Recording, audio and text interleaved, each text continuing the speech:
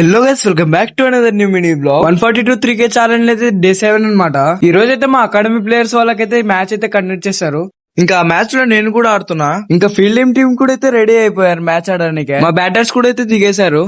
Hitting అయితే చేస్తున్నారు రావడం. ఇంకా మా ఫస్ట్ ఇన్నింగ్స్ స్కోర్ కార్డ్ అయితే ఇదే అనమాట. ఇంకా అలా ఫస్ట్ ఇన్నింగ్స్ కంప్లీట్ చేసి మేము కూడా అయితే ఫీల్డింగ్ కి వెళ్ళాం. ఇంకా నేను కూడా ఫిట్ చేయడం అయితే స్టార్ట్ చేశా. ఇంకా అటు సైడ్ బ్యాటర్ అయితే క్యాచ్ అయితే లేపారు. మా రియాక్షన్ అయితే చూసేయండి. ఇంకా ఫస్ట్ మ్యాచ్ అయితే అయిపోయింది. ఫస్ట్ మ్యాచ్ స్కోర్ కార్డ్ అయితే పెట్టేసా చూసేయండి. ఇంకా ఫస్ట్ మ్యాచ్ అయిపోగానే తినడానికి అయితే కూర్చున్నాం లంచ్ టైం కాబట్టి. ఇంకా లంచ్ అయితే అయిపోగానే టాస్ అయితే వేసేసాం. వాళ్ళైతే టాస్ గెలిచారు. ఆపోజిట్ టీం వాళ్ళైతే టాస్ గెలిచి బ్యాటింగ్ అయితే తీసుకున్నారు. మాకైతే ఫీల్డింగ్ వచ్చింది. ఇంకా అలా సీరియస్ మీటింగ్ అయితే స్టార్ట్ చేసాం.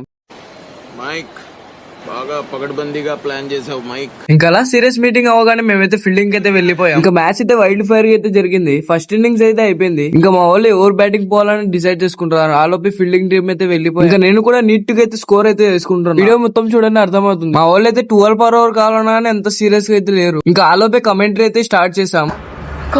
కొంచెం గట్టి చెప్తే మైక్ లో అనిపిస్తుంది. సింగిల్ మీరేమనుకున్నారు ఫైజల్? నేను ఏమనుకున్నా అంటే ఇప్పుడు మా బ్యాట్స్మెన్స్ 12 per over కావాలి కాబట్టి కొద్దిగా హిట్టింగ్ చేస్తే కొద్దిగా బాగుంటది అని.